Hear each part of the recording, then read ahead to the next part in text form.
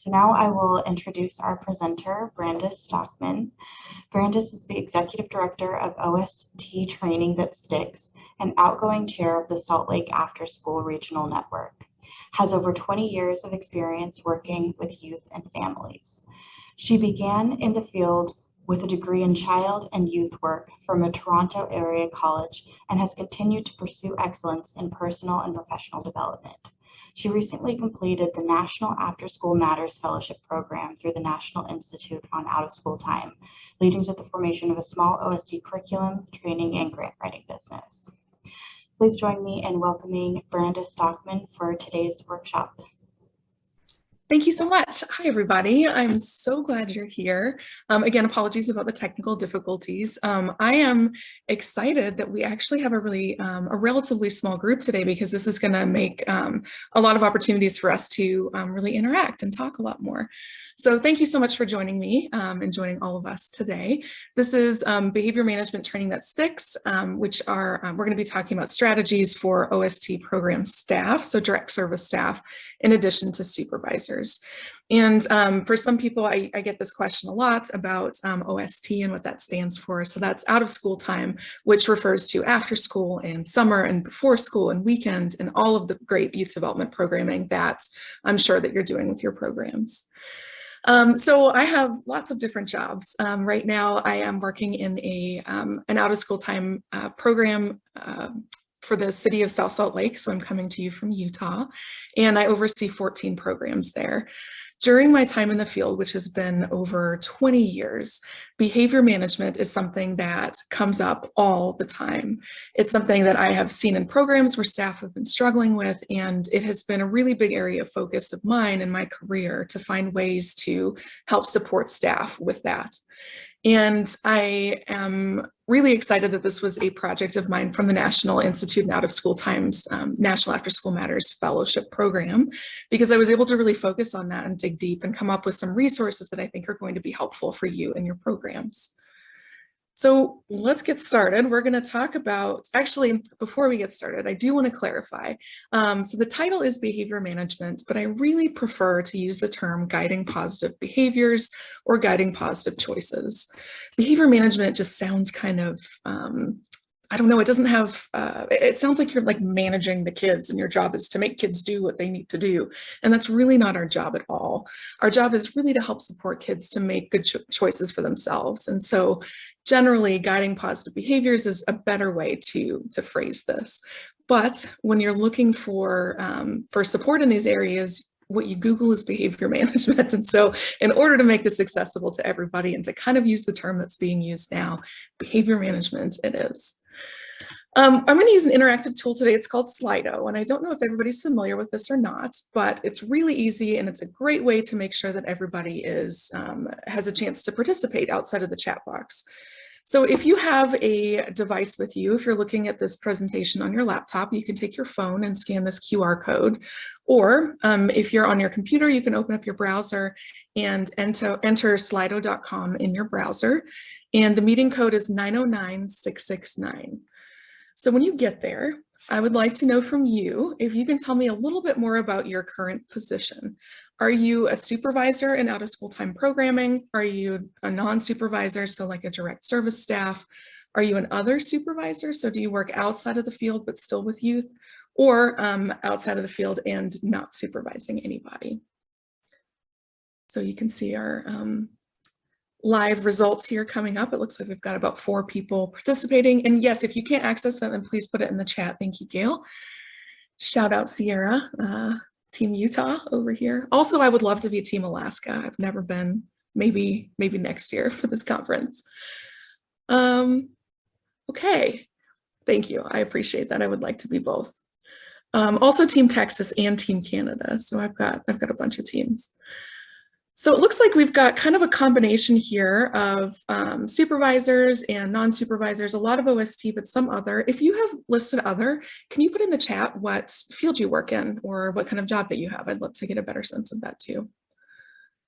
And when you're done with this Slido, when you finish participating, leave it open because we're going to use it again. You'll see after we move past this screen, there will be a Q&A that shows up on there, and you can enter your questions in there.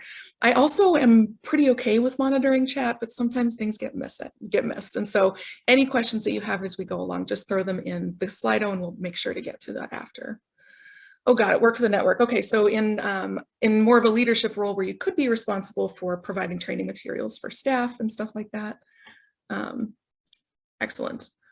Okay, I'm so happy. I'm surprised. I was expecting a lot more direct service staff, but this is great that there's supervisors here because this is kind of my focus in the workshop. But we will go through other strategies for service providers for behavior management also. So something for everybody today.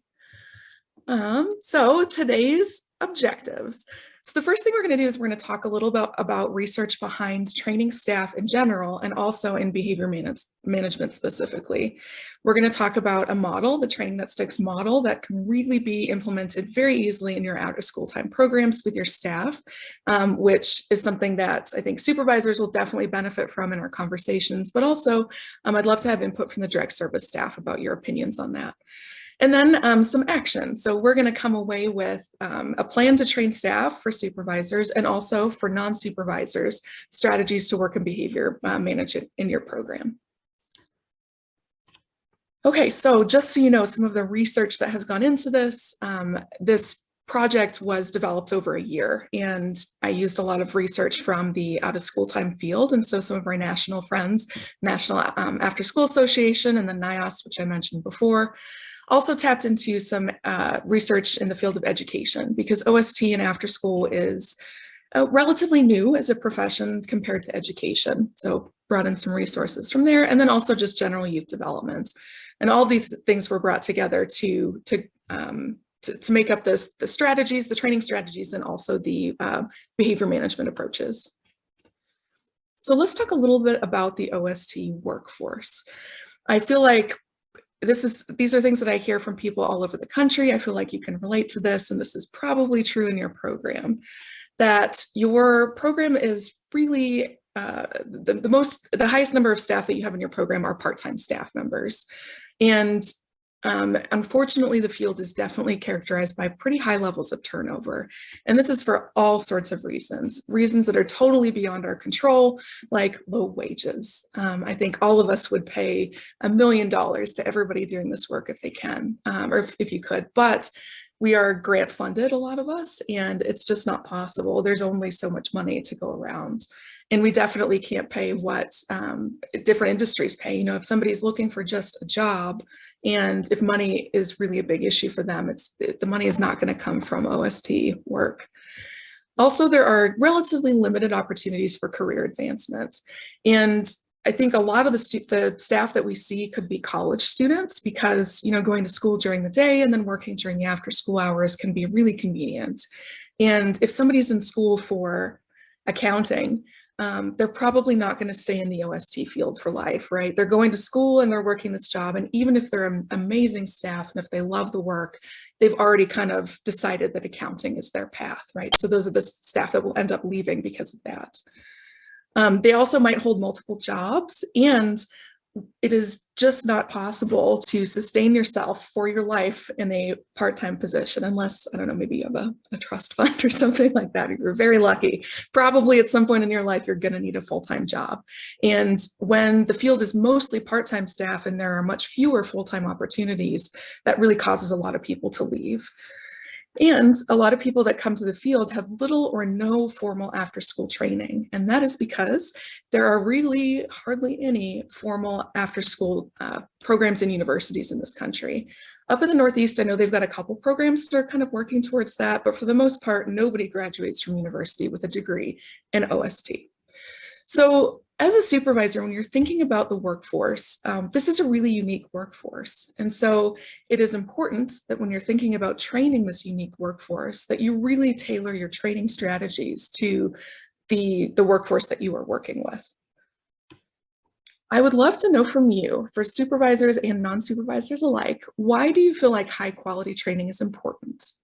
You can put this in the chat. Why does this matter? Why would we even be talking about high quality training for staff?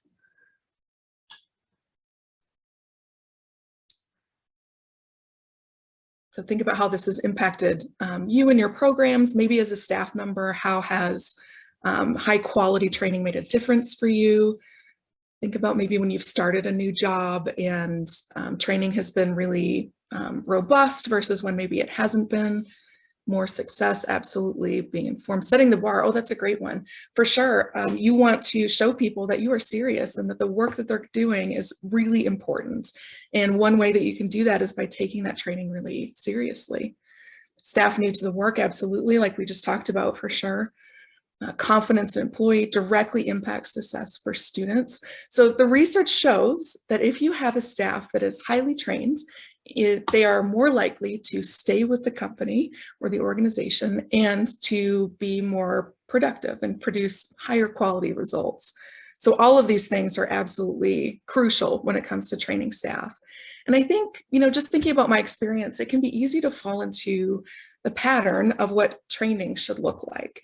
I think a lot of us have experienced new hire trainings that are multiple hours long, that cover lots and lots of areas, and then are just kind of let go. And you're like, here, we gave you 8 hours of training. That's a lot of training, like you should be good. And are kind of just left. Or maybe you get a refresher once a year or every 6 months. But really, that's not enough, especially when we're working with a workforce that has so much turnover and people that come with maybe not even just a lack of skills in the field, but maybe this is their first job ever. So really thinking about how you are training your staff is going to be crucial when it comes to retention, job satisfaction, all of these different things that are in the chat. So let's look at some training methods that are typically used when training staff in general. The first one that everybody knows, and you're here for one today, and you have been the last 2 days, workshops, which are fantastic. Workshops are usually one-off, and so this is probably, unfortunately, the only time we will see each other for now. But it's a great way to introduce topics to people. So if you have a lot of information to share in a relatively short period of time, this can be a great way to deliver that information. One of the drawbacks with workshops is that it can be really difficult to measure the impact. So I know for me, I have gone to workshops before, been to lots of conferences, and even in a workshop where I'm like, whoa, that was so good. Then I go to lots more workshops, and then it comes, I go back to work the next week and I'm like, oh, I don't remember all of those things. Or a few weeks later, I'm like, oh yeah, there was that thing that I was going to implement. And it's really hard to be able to take all of that training from one session or from one conference and really implement it into your work unless you're very purposeful about it. So that's why I know everybody takes notes and puts things on their calendar and sends them email reminders to be able to remember the things that they're learning in the workshops. But a lot of the time when we're working with part-time staff, those things don't necessarily happen. So it can be really difficult to measure what kind of impact the workshop has on staff skills because trainings are typically one-off. Another drawback with workshops is that some people find them really easy to arrange. I think we are all lucky in many ways to have the option of doing virtual workshops because it's easier than flying in speakers from everywhere, it's cheaper, all of those things. But some people are maybe if they're working in more rural areas or are having issues with internet connections, those kind of trainings aren't accessible to everybody. So some people can absolutely afford and have the technology to be able to support those kinds of trainings, and some people can't. Another training method, this is something that's really popular in the OST field right now. I know NAA and nuanced have done PLCs offered to professionals throughout the country. So a PLC is either a professional learning community or a peer learning community. Different groups call them different things. But the idea is that there are multiple sessions. So you have a trainer that comes in and maybe for like an 8 or 10 session engagement would do some kind of training and then have group discussion. And then people would go away with some work to do in between sessions. So that would be watching videos. It would be doing like homework, doing worksheets, doing some reflections, and then coming back and discussing it again. So PLCs have been known to and have been shown through research to really impact that lasting skill development because people are really having the opportunity to integrate the skills that they're learning into the work that they're doing. Another problem with that is, again, not everybody has access. And so if you're looking for that in-person connection, like Pam mentioned in the chat, It can be really hard to get, I'm sure, in a place like Alaska where you have a lot of programs that are spread very far apart. And it can be really expensive to engage a trainer for that many weeks to be able to facilitate those kinds of PLCs. So not everybody is able to access those, but if you are, a fabulous way to work on that long-lasting skill development. And then the third one that's very common right now is coaching. And this is something that has a ton of research behind it. It's a strategy that's used a lot in the corporate world and is really effective. I think one of my favorite parts about coaching as a supervisor is that it's a really flexible strategy. So it can be done formally, where you have, a list of coaching questions where you sit down with the staff once a week and go through those questions, or it can be really informal and working more on the just kind of a general goal setting aspect and encouragement and focusing on skill development for those individual staff that you're meeting with. Coaching is really easy to implement also. It's easy to teach to supervisors that are maybe new to supervision, and it can be implemented by people that are looking to be in a supervisory role in the future. It's something that's really accessible, and lots of people are able to use the approach. So the method that I'm going to talk to you about in a little bit is the training that sticks method. And what that does is it integrates the best parts of all three of these different strategies into one that helps that long-lasting skill development happen with your staff. So we're going to go back now to the Slido, and I would love to hear from you. And if you don't have access to the Slido, again, you can put it in the chat. You can use the QR code or slido.com with the meeting number. And when you're thinking about behavior management specifically, whether it is you training staff in behavior management or you as a staff working with youth in behavior management, what are some challenges that you have encountered? And I'm assuming there are a lot, because I think that's probably why you're here, because there's been some challenges that you'd like to work on. So think of anything that you can think of. Absolutely. Defiance. Okay, the kid's not wanting to do what you want them to do. Parental support. That's a really important part of kids' participation in out-of-school time programs and their behavior and follow through. Discomfort. It can definitely be a really big switch if you are a new staff member that's not used to working with kids, coming into a group where you're not just the fun play kind of person all the time. Like, you have to have boundaries and structure and things like that. That's great in the chat. Not every tool works every time. Choose a new tool. You can never find a one-size-fits-all strategy with behavior management, for sure. Student aggression, that comes up a lot. Lack of energy. I think it does zap your energy if you're trying to constantly work on redirecting behaviors in group, if you're having a particularly challenging day. Consistency from the school day classroom expectations. This is a great one. I know that there are maybe some different schools of thought in this area, but I think what we all know is that out of school time is not school 2.0. Out of school time is something very different, and our schedules and our structures are not the same as the goals and stuff that are trying to be met during the school day. Student conflicts, absolutely. Sitting too long, too cold to play outside. Yes, I imagine that is definitely an issue for you guys. In Alaska, I totally get that. Value discrepancy, that's a great one. So maybe the staff finds some staff are not on the same page about the things that they want to redirect versus not. I love that. I haven't seen that one actually, but that's fantastic. What to do when youth become physically violent. That is absolutely difficult to intervene in. Too long of a day for some kids. I think we find that a lot with the little kids, right? When we have kindergartners coming in and they are just not used to sitting somewhere for 8, 9, maybe 10 hours a day. This is great. We're going to talk about a lot of these things today, so I'm glad that we are all on the same page. So let's get to it. Again, this will go away on your screen, and now you will have a Q&A on there. And so please enter any questions you'd like to go through kind of near the end there. So let's talk more about behavior management. Again, guiding positive behaviors. So behavior management is very difficult to teach for a number of the reasons that you guys brought up on the last Slido slide. One of the biggest things is that every situation is different.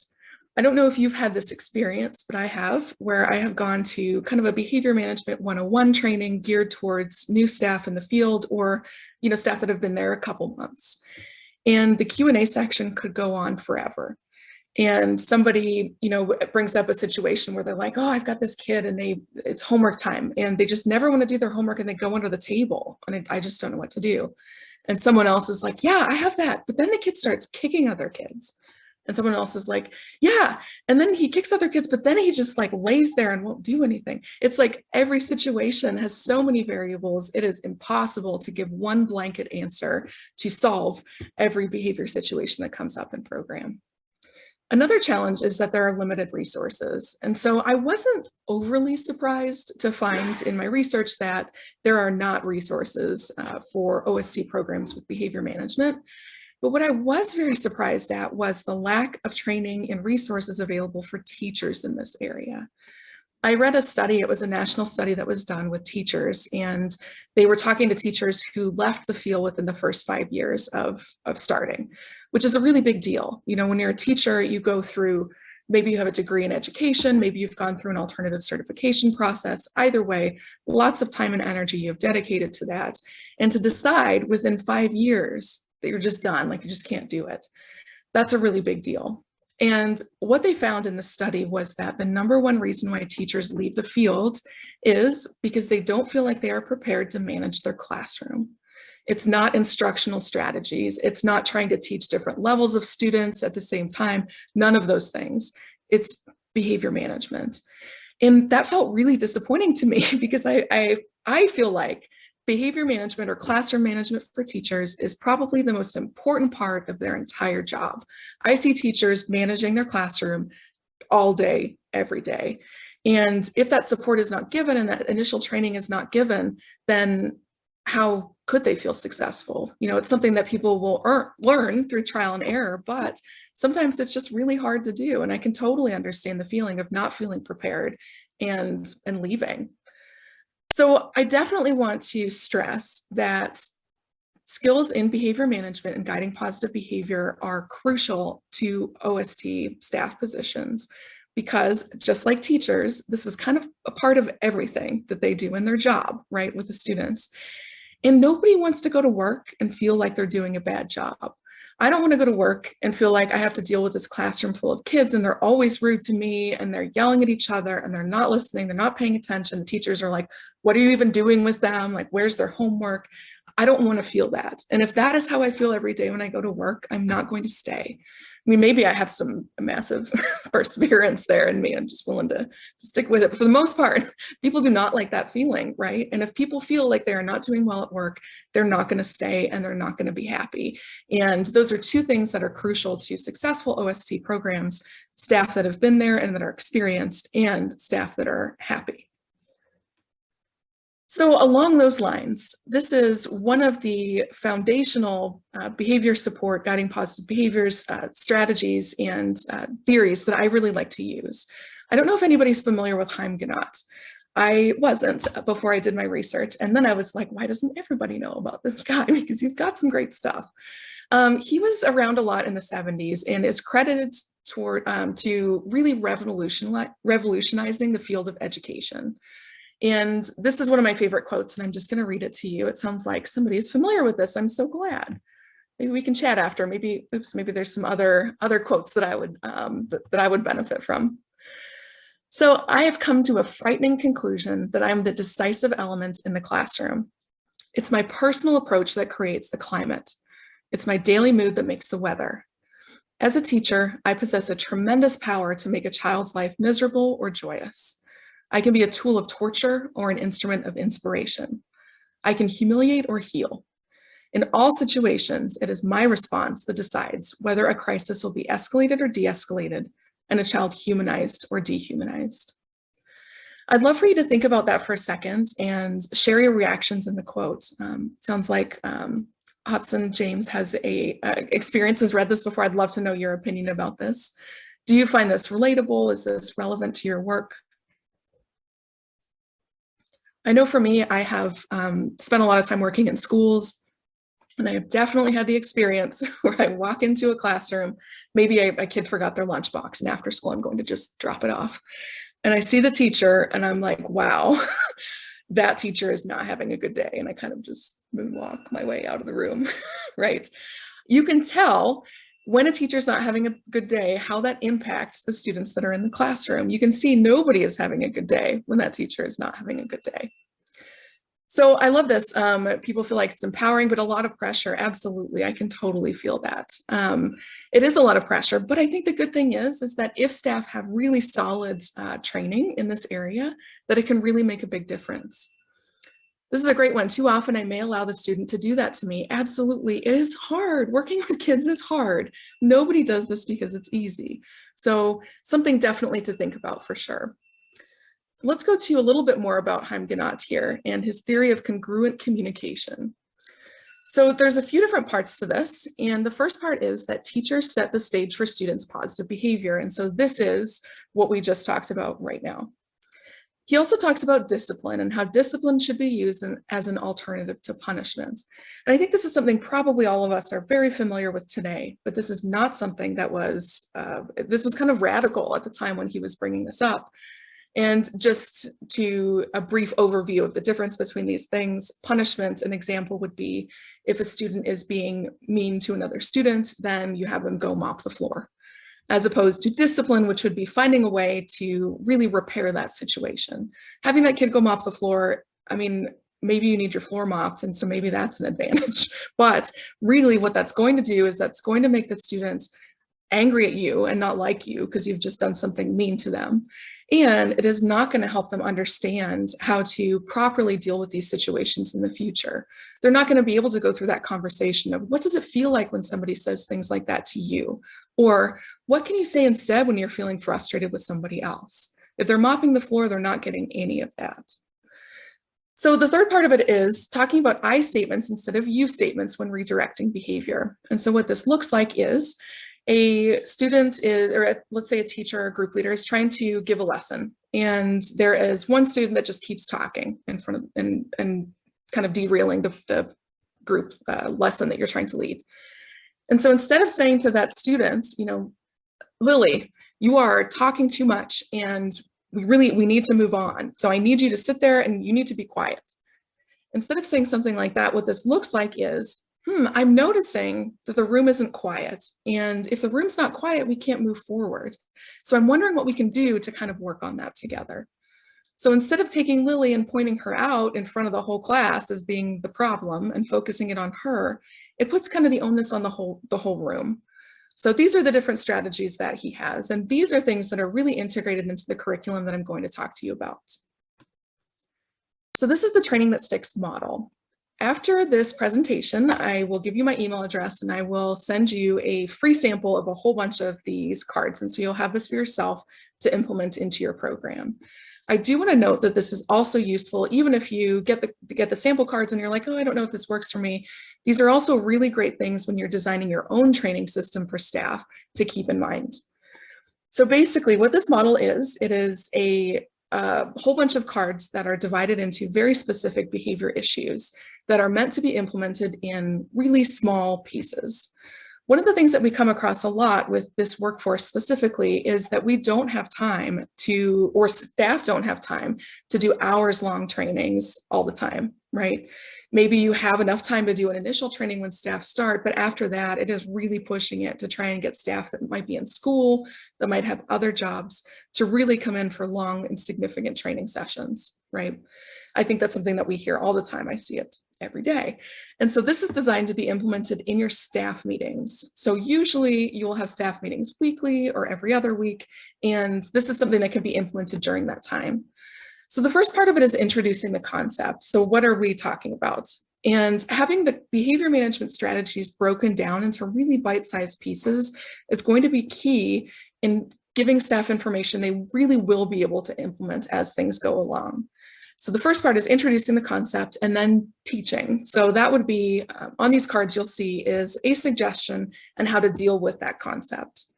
The third part is a discussion. And so this is kind of implementing that PLC kind of strategy into the training where the whole group gets to talk about it. What has your experience been? Let's do a role play. Have you noticed somebody else doing something in handling the situation really well? What can we learn from them? Those kinds of things. So people really get a chance to see the concept in a way that is applicable to their work. The next step we'll talk about is tips. So just general tips when you're dealing with these situations.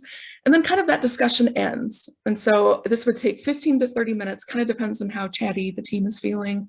And the conversation ends. And so then staff would go away and spend the next couple weeks really thinking about and focusing on dealing with the issue that was covered. During this time, the supervisors would do observations and provide feedback and coaching sessions, hopefully specifically related to that concept, but maybe other things will come up along the way. And again, this is implementing the coaching part into the training process to make those things really stay with staff.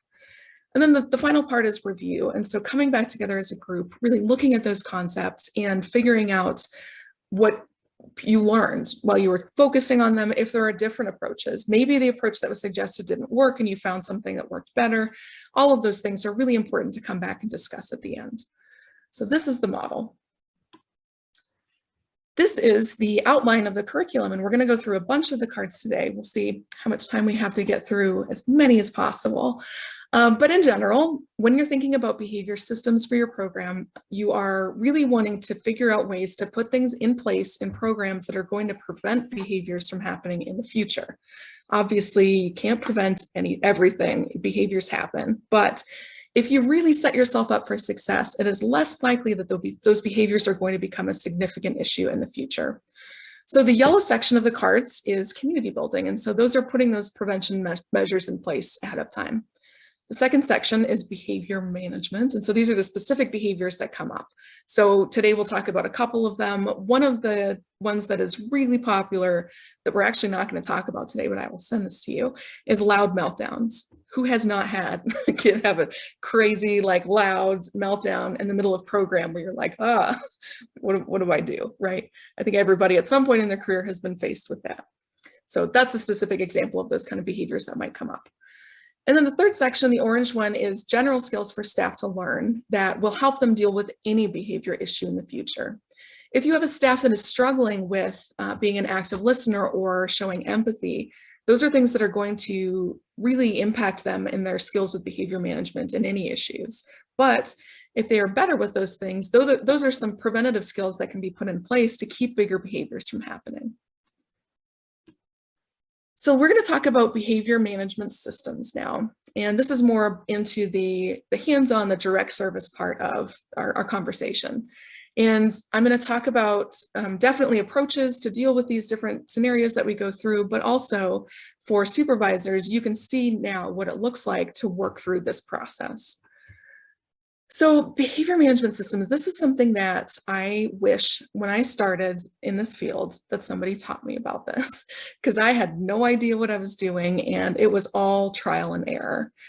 I think that this is really what motivated me to pursue this project, because I've seen how big of a difference that systems can make in programs, and I just really want people to have the information they need to be successful in this area, because once you know what you're doing, it's easy. But when you don't, then, I mean, it could take you years, like me, of trial and error to figure out what to do. So I'm going to give you an example. I worked in an out-of-school time program where we had multiple sites. I was working in a public housing community. And I had been there for a few years and the program was great. It was running smoothly. And there was this other program that we had that was really struggling. And they were like, oh, we just need help. Like the behaviors in this program are terrible. We can't get through anything. It's just a disaster. And so I was like, oh, do you have like a system, like a behavior system that you kind of tie things back to? And they're like, yes, we have passports that kids get every day and they earn stickers for certain things. And I was like, oh, like, yeah, that sounds totally on track. I'd love to come out and see. And so I went to the program. And what I saw was the passports. And so they were those little like spiral bound notebooks, and the really small ones. And the kids put their name on them and they decorated them. There's some stickers and stuff like that. And they were attached with a string to go around their neck. And so the idea is the kids would wear them around their neck in program.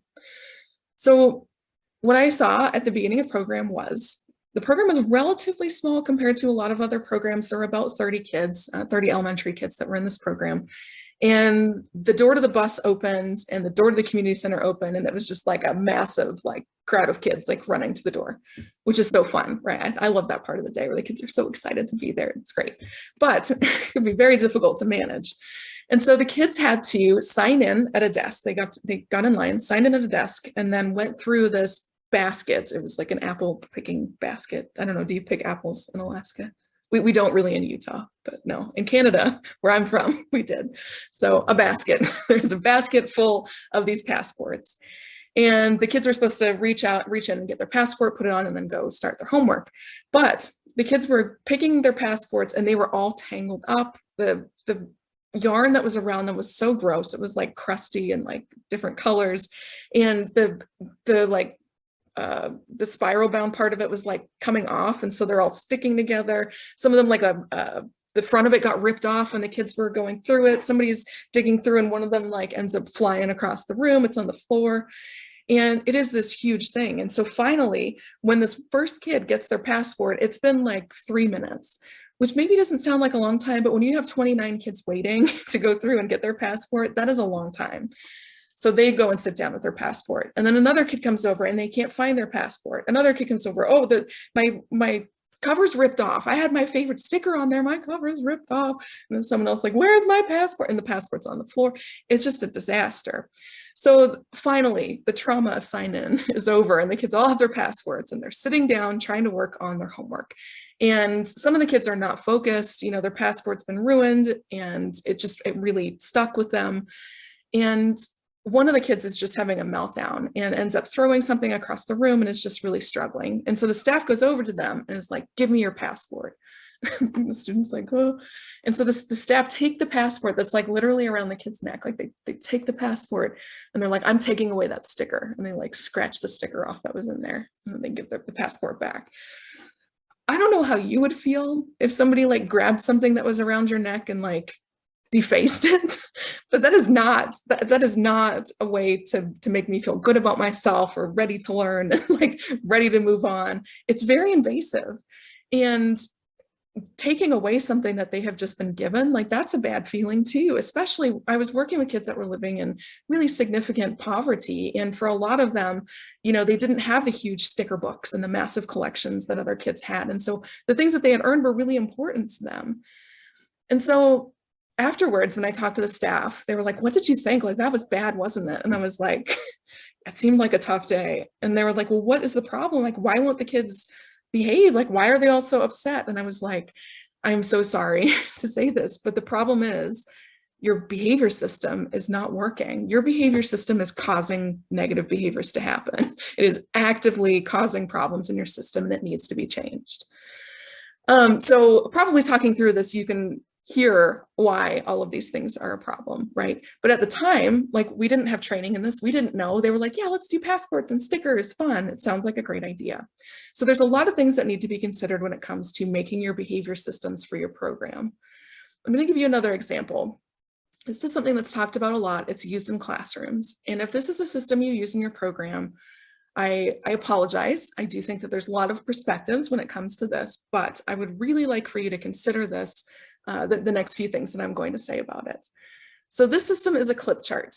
I don't know who's familiar with clip charts, but a clip chart is where a teacher has like a long like poster thing or something hanging on the wall, and there's different levels on there. Usually the top will be green, then yellow, then red, and then like purple or blue or something at the bottom. And all of the kids have a clothespin, and on the clothespin their name is written. And every day the kids start at green, and then when things happen during the day, if they're struggling, if they're not following some rules or something, then they have to clip down, is what they call it, move your clip to yellow. So basically what this looks like is in the middle of class, everybody's sitting there, everyone's on green, the teacher's trying to teach, and Thomas is there throwing pencils into the corner of the classroom. And the teacher's like, Thomas, like we talked about this, that's enough. You go clip down, you move your clip, go clip down.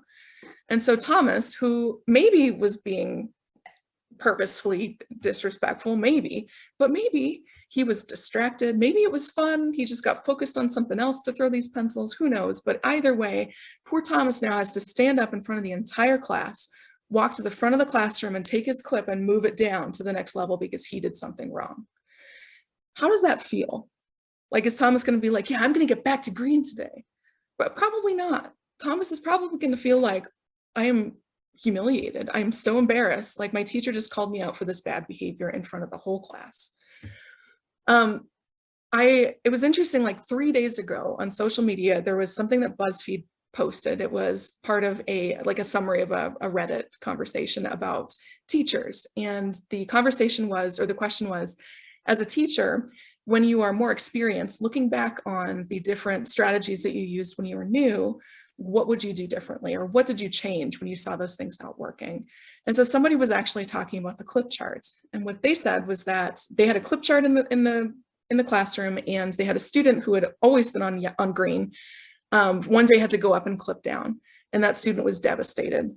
And another student came up to that one and said to him, "Don't worry, you'll get used to being the bad kid." And this teacher felt like that was the end of the clip chart. They were like, "I never want anybody to feel like they are the bad kids. That's not the message we want to get across. We don't want to shame kids. Shame-based systems don't work.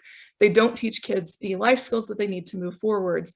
All it does is make them embarrassed for poor behavior that maybe sometimes they cannot control." So again, if you're using this system, please think about what that looks like, and also reflect on yourself. What would you respond to at work? Would you be okay at the end of the day when you went into your staff office to like clean up for the day, if your supervisor had your name on the board and they were like, "I don't know, Thomas, like today, it was just a bit of a rough day. Let's put you on yellow." Like, how would you feel?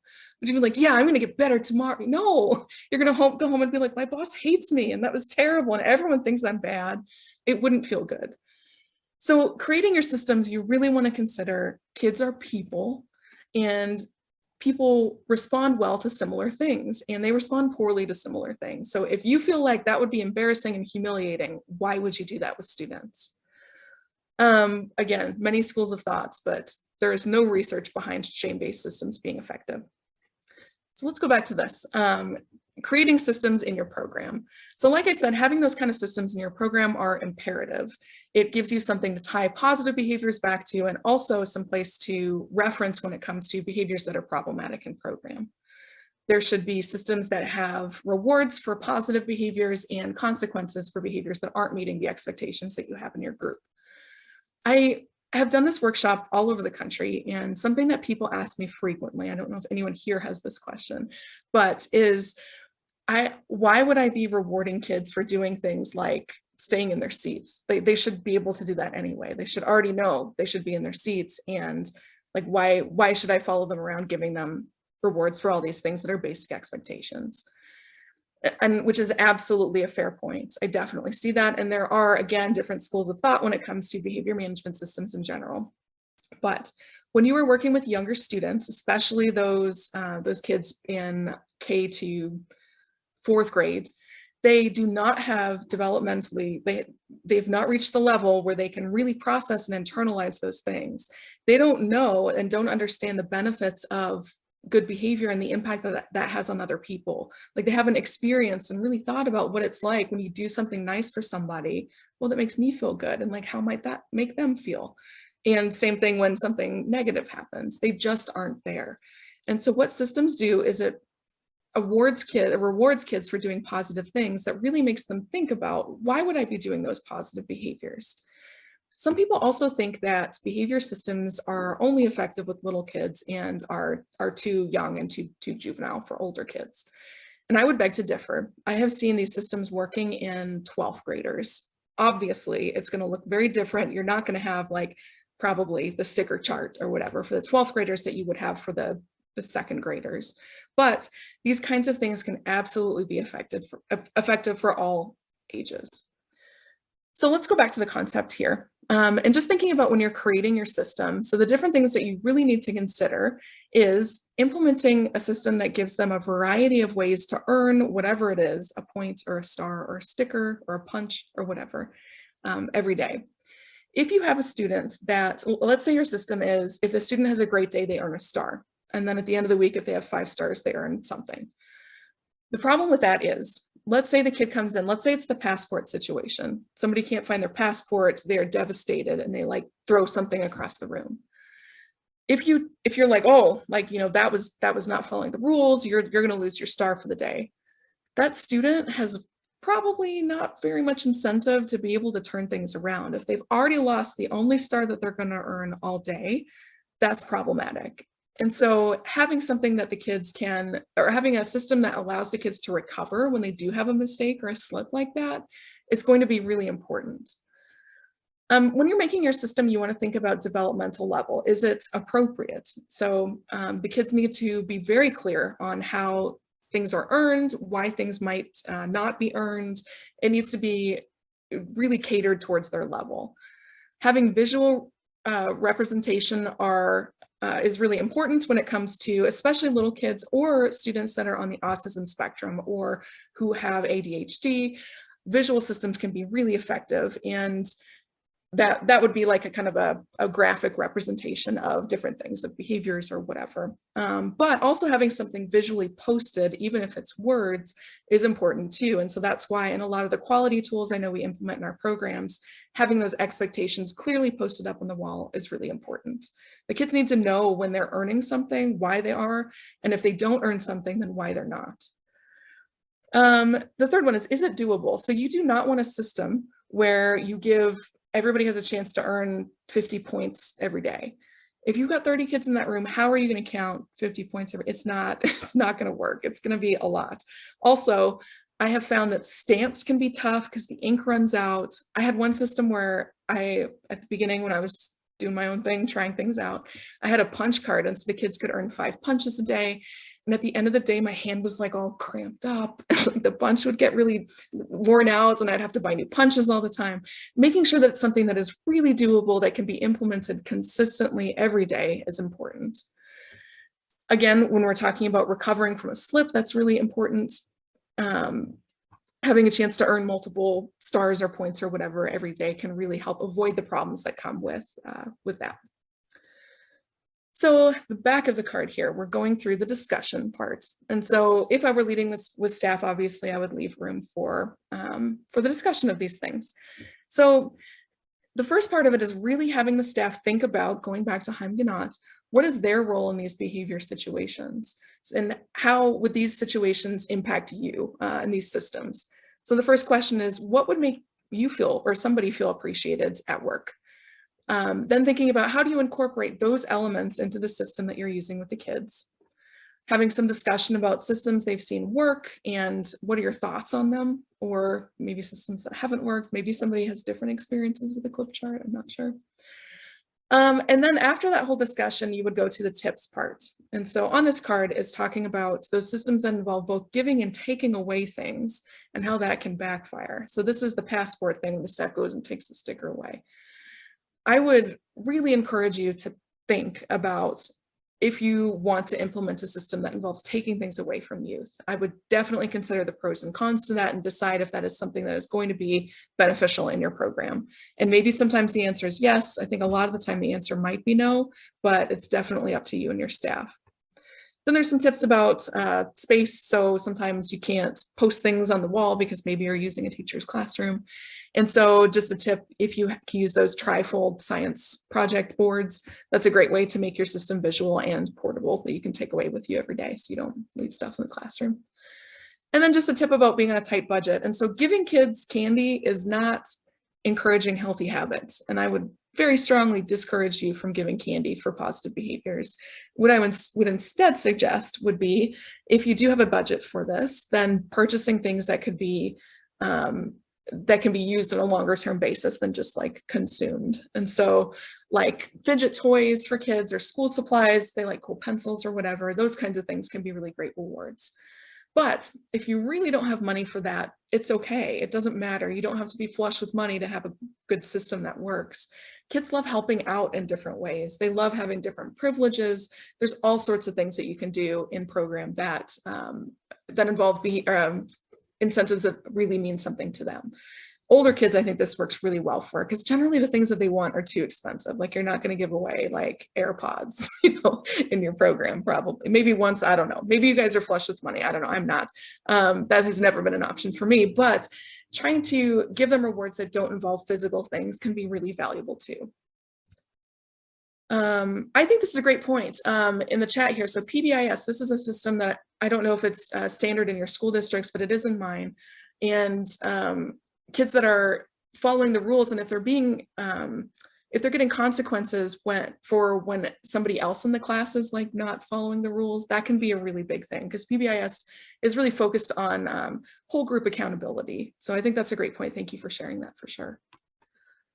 So let's go to this next one. This is homework completion. And actually, before we talk about that, I want to hear from you. I'm going to go back and look in the chat a little bit here, but I would like to know from you, homework completion or academic time during program. All of our after schools have it. It's usually mandated in our grants that we're doing something along those lines. Why do you think is it important? Why is homework help or academic time or tutoring, why is that important? So put your answers in the chat.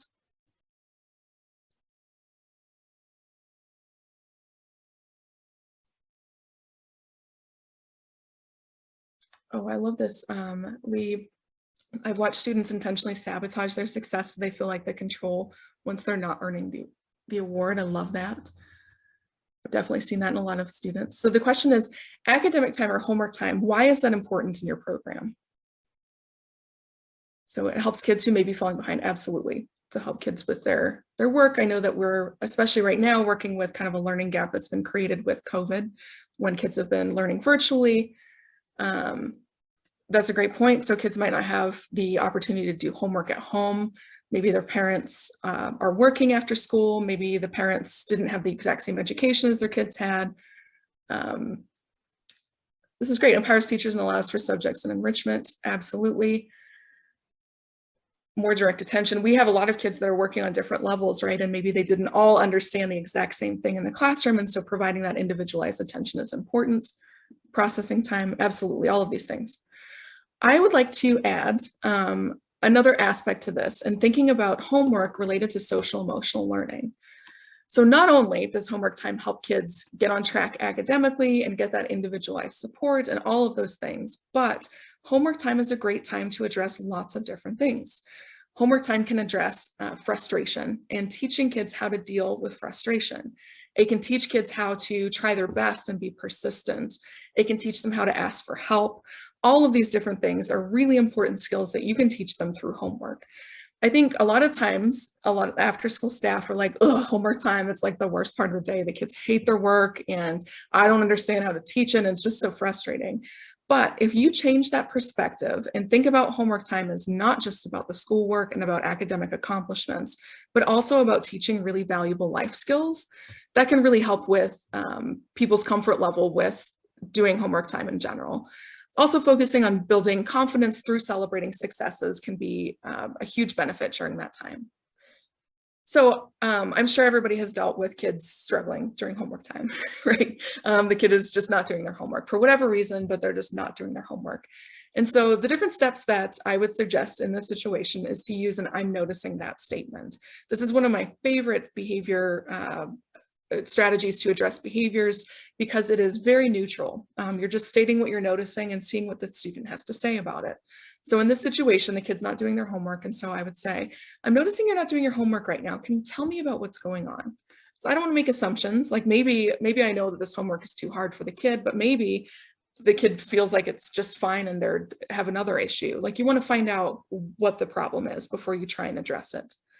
The second part is paraphrasing what you said back to them. And so it's showing that empathy and that active listening that's really important to make sure that you're understanding what the issue actually is.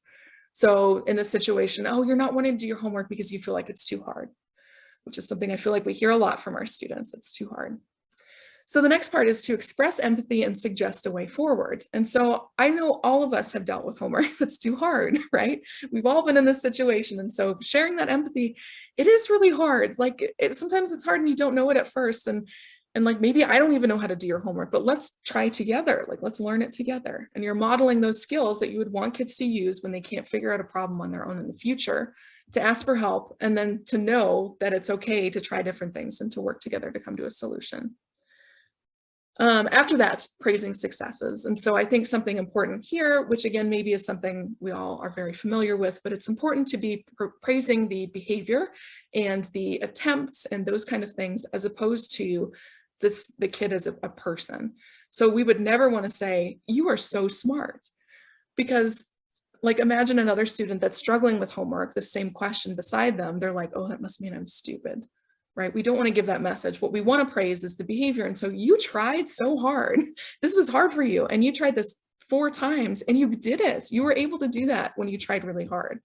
And that just reinforces those social emotional skills that we just talked about, those different life skills for them to be able to handle and deal with their homework in the future. I think kids being really strong in those areas also helps you in your program, because if you're just one person with 15 or even 5 kids, it is difficult for you to give kids the individual attention that they might be asking for every day to address their homework. So on the back, this is the discussion section. So have you found yourself dealing with frustrated youth during homework time? And I think probably the answer for everybody is yes. And then talking about why might a youth not want to do their homework? And in all behavior situations, figuring out the why behind the behavior is going to be key in addressing it properly and addressing it in a way that's actually going to address the behavior. So why might a youth might not want to do their homework? What approaches have you found to work well for you? And so this could be either for yourself in your own life, or maybe you've worked with other kids and have had really good success with them helping with homework. So what kind of strategies can we all talk about? And then we would talk about role plays, maybe brainstorm other scenarios, and just kind of have a general understanding in our group how we are going to deal with helping kids with homework in the future. So in this section, tips. So remember, there's a really good reason maybe why kids not doing their homework, and get to the bottom of the why first. And this is applicable in every behavior situation again. After you have praised the success, encourage the youth to recognize and verbalize their own successes. This is a skill that I think a lot of adults don't have. It's very difficult when you're in a job interview or something to brag about yourself. And being able to praise your own successes is something that is a life skill that kids need to learn. And so see if you can get them to do that for themselves in this homework scenario. Remember to be your most patient self. And I know this is hard. It's hard in all behavior situations, but you are really modeling the behavior that you want to see and the approaches that you want to see with your youth. And just keep that in mind. If you feel like you're getting frustrated, you need to check yourself and deal with that before you can move forward and help a kid with any behavior issue.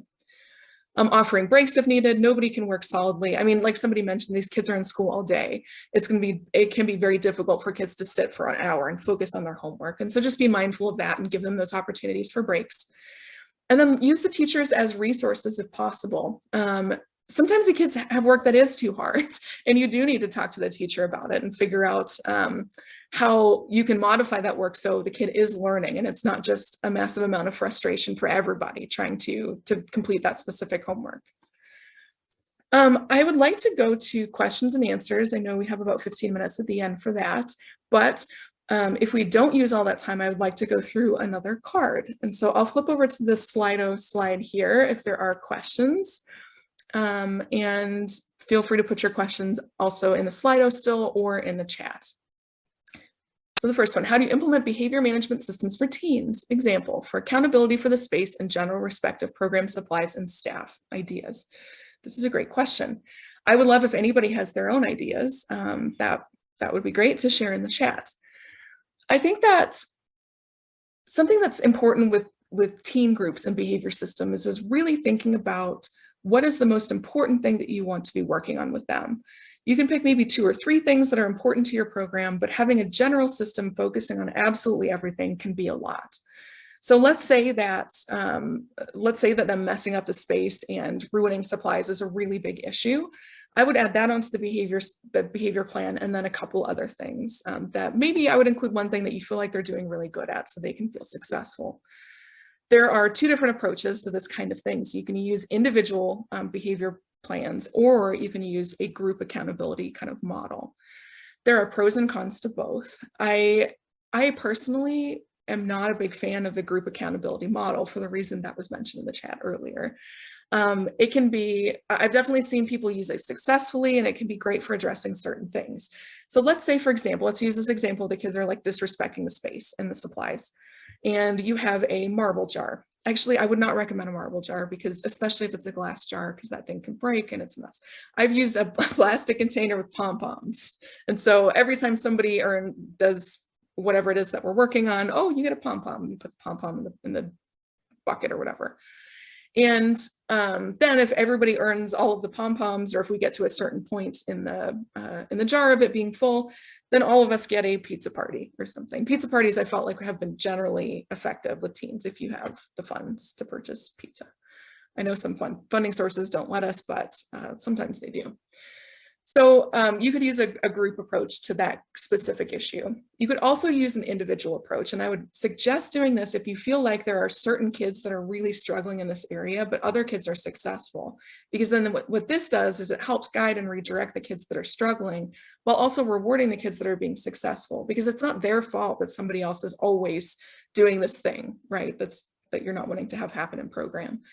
And so what this could look like is like an individual little chart, and there's lots of examples and templates online for sure that you can use, but a little chart that has different things that you're addressing, and you can give the kid a point or a star or whatever every day. Something that I really like when adapting that for older kids is giving them kind of a self-evaluation chart. And so at the end of every day, they can give themselves a point in every area, but they need to write, like, why do you get a point in that area? And to have them really reflect. And maybe, okay, there's some smooth talkers and they're going to lie or whatever. But the idea is you're really trying to get them to think about the impact of their behavior on other people or on the program as a whole, and allowing them time to reflect and to write that out on those self-assessment forms can be really effective. So let's look in here. Engaging teens in developing, reviewing, and holding to the system. Yes, absolutely. You're never going to sell something to teens without having them be able to provide some input in the system, for sure. They need to feel like they're part of that and that you're doing something that they're really going to respond to because you're considering their input in it. Older kids help younger kids, absolutely. That's a great thing. Lots of people find that rewarding. I know as like a younger kid, I remember when older kids would come and help in my classroom. It was very exciting. So that can be super fun for the kids. Shout outs for positive behavior, absolutely. This is something that I do with my staff too. It's something even as adults, I love that. I love to get shout outs. And so even as adults, that can be really rewarding for sure. Countdown clock, when we're talking about homework, I think that's a great idea. So they feel like it's not so long. Fantastic. I love this. Excellent. Okay, let's go to the next question here. Students who continue to use inappropriate language and hand gestures. I was doing a training session with actually the place that I used to work at a couple of days ago, and somebody was saying that the big thing for their teens now is like inappropriate moaning noises that sounded sexual in nature, so very inappropriate. And they were talking about just how it just keeps happening. And I think that this is a great example of getting to the why behind the behavior. So like, why might this be happening? And having those conversations, if the kids are older, having a conversation with them individually about like, why is this happening? Why are you doing these things? What happened in this group was that I guess there was some kind of introduction to puberty or sex ed or something like that happened at school. But as we know in school, they're teaching concepts and there's not 4 hours to go through all of the questions and kind of explore those topics afterwards. So what the students were really wanting was an opportunity to talk about pregnancy and issues like that. But they were kind of testing the adults out and introducing the topic in inappropriate ways to see how the adults would react, to see if that was a safe space to ask those questions. So I think really the answer to that one is figuring out why it's happening to begin with before you can move forward with addressing it. We've got 5th graders and 3rd graders. Okay, maybe this is an America-wide thing that's happening right now. I had never heard this when I was working in the field, so I thought it's difficult. She also told me that like they were asking very inappropriate questions about her and what she was doing on her day off, and it was really a lot. But being able to talk with them about really addressing the issue was something that made the behavior get a lot less frequent. So thank you for that. Any other questions that we can address? And if not, then we will go through another card because we've got 6 minutes left.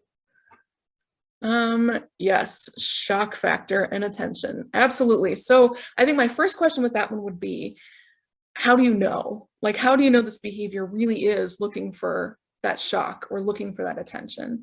And really diving in deeper and figuring out what actually is going on. And maybe it is that the kid just wants attention. And so then the approach would probably be, how do you find other ways to give kids that kid the attention that they're needing, as opposed to giving attention for those negative behaviors. Because when you're doing that, you're reinforcing the behavior and just causing it to continue. So I'm assuming that by working with the parent on this, it's not the parent also trying to get attention, but the parent trying to help with that at home. I think really exploring the why is going to give you the answer to that question. There's a great example. They might have been trying to get to know her, to feel connected. Absolutely. So instead of assuming that the kid is asking these inappropriate questions for inappropriate reasons, maybe they really are just trying to form a relationship and they don't really know quite how to do that yet. Behaviors and symptoms of unmet youth needs. Can you share your thoughts on how we can depersonalize the behavior and address the underlying needs? Absolutely. This is a great perspective, and I absolutely agree with that. Behaviors are communication. It's the form that kids use to communicate their feelings, because a lot of the time they don't have the words to do that yet. And I think a great example of this is the kid that is like always saying things or like blurting something out, like just to get attention. Whereas maybe, considering all factors in that kid's life could give you a different perspective. And so maybe at home, let's say that student lives with a single father, and his father is working all the time because he's trying to support the family and is not there in the evenings at all. And this child is left home a lot and doesn't get a lot of attention, doesn't get a lot of positive reinforcements or anything like that. And so in order to get the attention that they are really wanting, then maybe that's why that behavior happens in after school. I think having conversations with the youth and the teacher definitely the teachers, but also the parents about what might be going on could be helpful. So in that situation, if that kid is young, he might not know and be able to say like, well, my dad's not home all the time and I don't get attention, and so I just want attention in school.